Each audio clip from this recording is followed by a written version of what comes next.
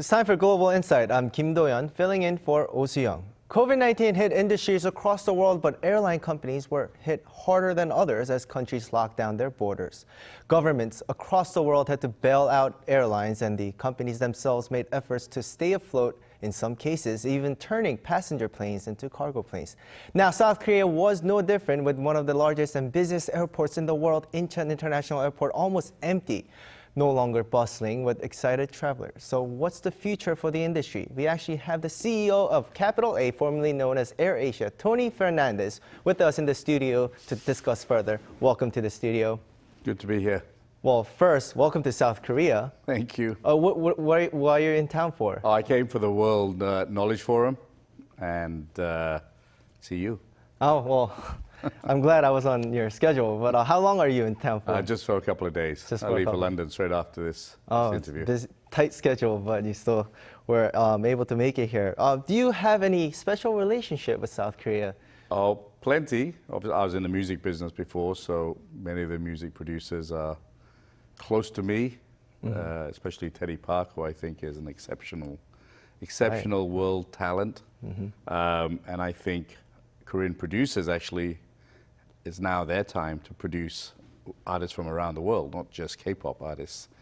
And then obviously through sport, Ji-sung Park is, my good friend, and I was lucky enough to make him the first Korean to be a captain in a Premier League side. So lots of relationships here. And SK Group is an investor in one of our companies, Big Pay. So we have a lot of good relationships here. Well, I do believe that you have more personal ties to South Korea, isn't it? More personal, maybe your in-laws, maybe? Oh, yeah. Yeah, I'm married to a Korean. Yeah. So what do you think about the South Korea's airport infrastructure as an airline executive? Yeah, I think Incheon is a great airport. As a low-cost airline, we would love, low-cost facilities as well. Airports generally just serve premium airlines, and I think there's a huge opportunity to create low-cost airports as well. The outside of Incheon, I think some of the airports need to expand. I think Busan is slot constraint and would be great for expansion. But overall, airport infrastructure is great. My ongoing campaign with countries is to differentiate low-cost facilities and full service. Our needs are very different from, a full service first class. We're all about reducing cost, allowing more people to travel, having greater connectivity. So we really want to push airports into looking at two types of infrastructure. Not easy. We've managed it in some countries, but it's an ongoing process. Right, and you have a huge presence in Southeast Asia, of course. Do you have any plans to expand, routes to South Korea, like maybe to certain airports outside of Incheon and Busan, like you've mentioned? Yeah, prior to COVID coming, we were flying 81 times weekly into Korea, and we were the first airline from Southeast Asia to do Busan and Jeju. We would like to continue that journey and look at Daegu and other spots. Our philosophy has been about, and that's why cost is so important.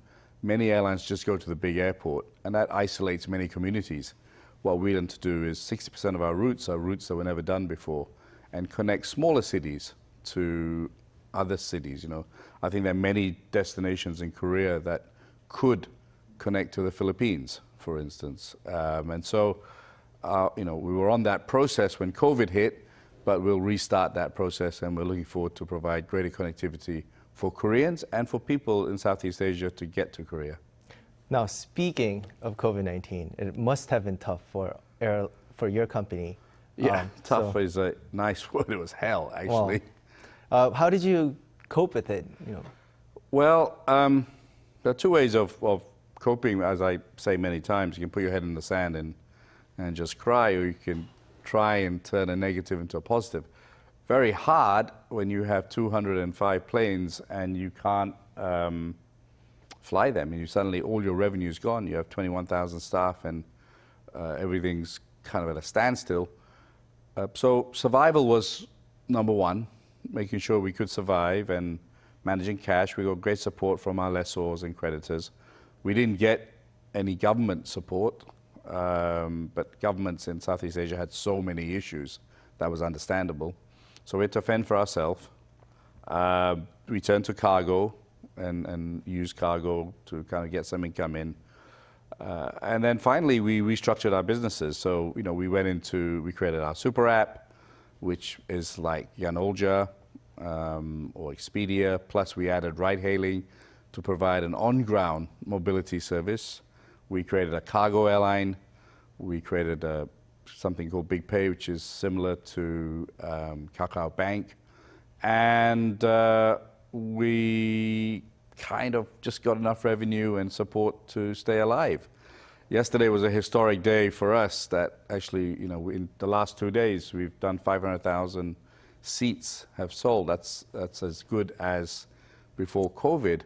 And so things are coming back strongly. We're not out of it completely, but things are returning in a positive way. I wanted to ask you, like you mentioned, the demand is going to get bigger, and we see across the world news saying that airlines are not being able to keep up with the demand. But how are you coping with that? Like you said, you've well, seen we're struggling, to be honest, in that for 3 years we didn't service our planes, and now we've got to service 200 planes. That's an enormous task. Plus, because we hadn't used the planes for a long time, the servicing is taking longer.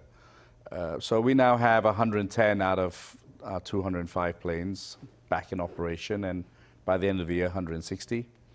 And then by first quarter, all of them will be back in operation.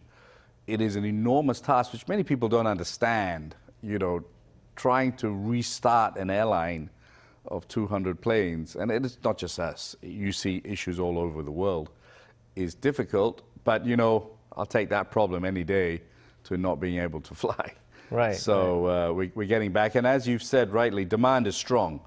I want to add though that I hope North Asia is still in a kind of COVID, and I've made many statements.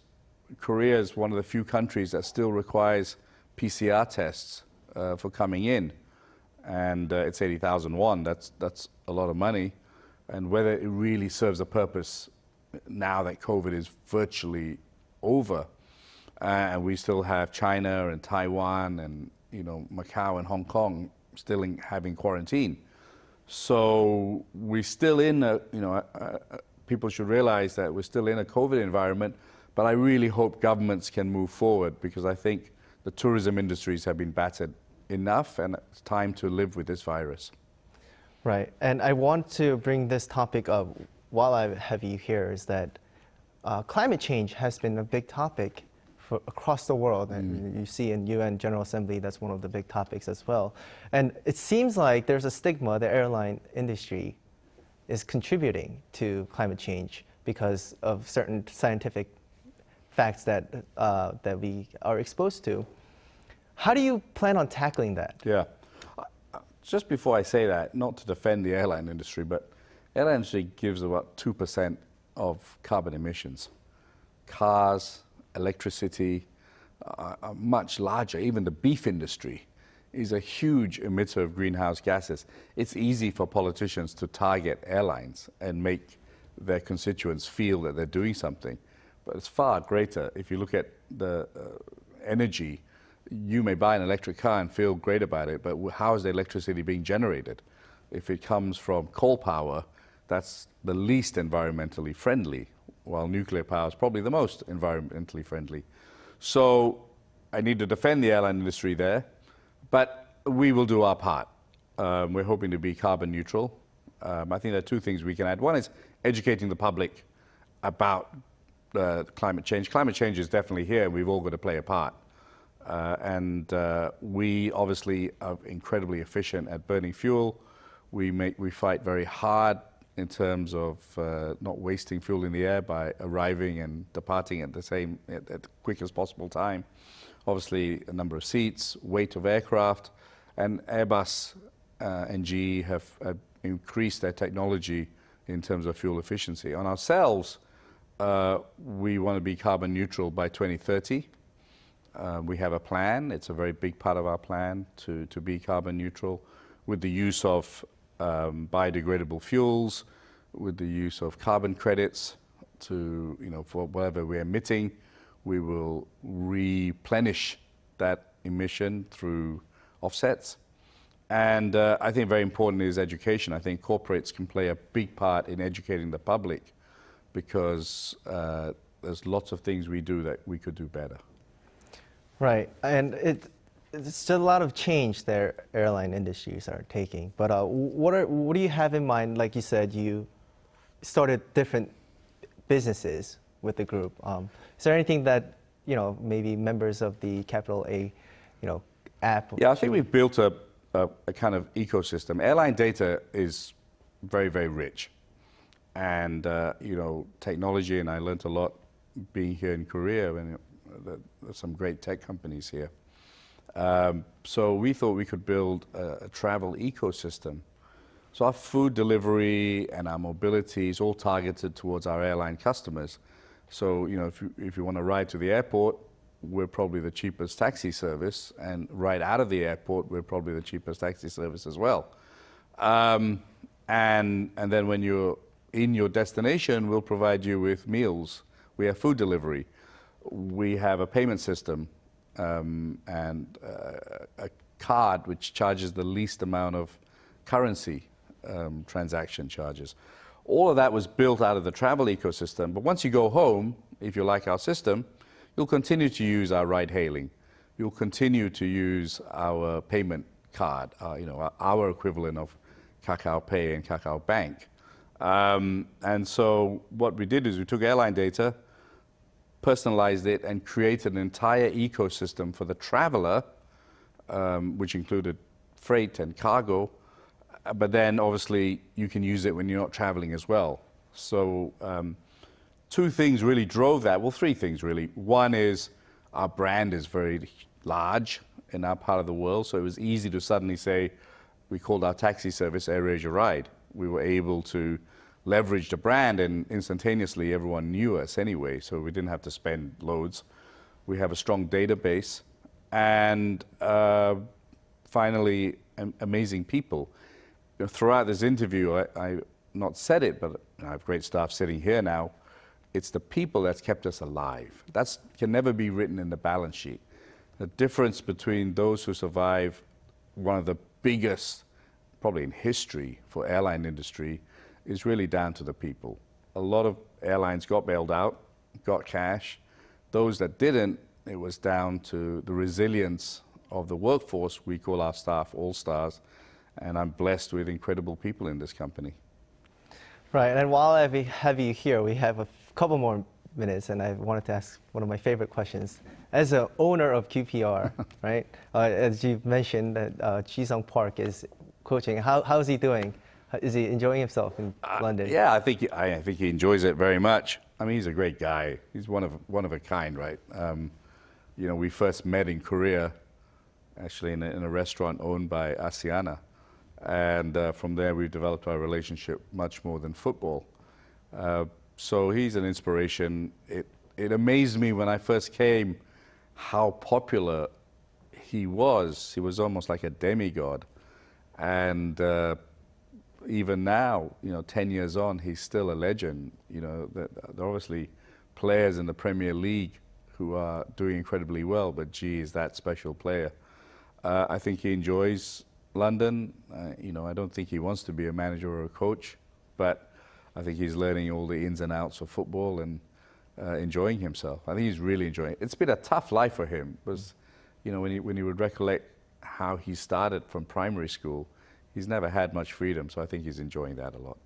Well, I wanted to bring this question up before you go, because you're an inspiration as an entrepreneur, but as South Korean football fans love you for having G on QPR. Yeah, I think it was great that we made the first Korean captain of a Premier League side. Right. We've had a tough time in QPR going up and down, but I feel this season we've really got a chance to go back up. We've got a really good young team. Football is a passion. It's a crazy business, but when you do well, it's the most amazing feeling. Right. Let's hope we do well this year. Yeah, and with the World Cup coming up, maybe AirAsia can also be a little busier time. We hope. Yeah. Well, thank you so much for coming on the show. Pleasure. Thanks for having me. And I hope the rest of the stay, I know you're leaving for London soon, but it's pleasant here in South Korea. Thanks a lot.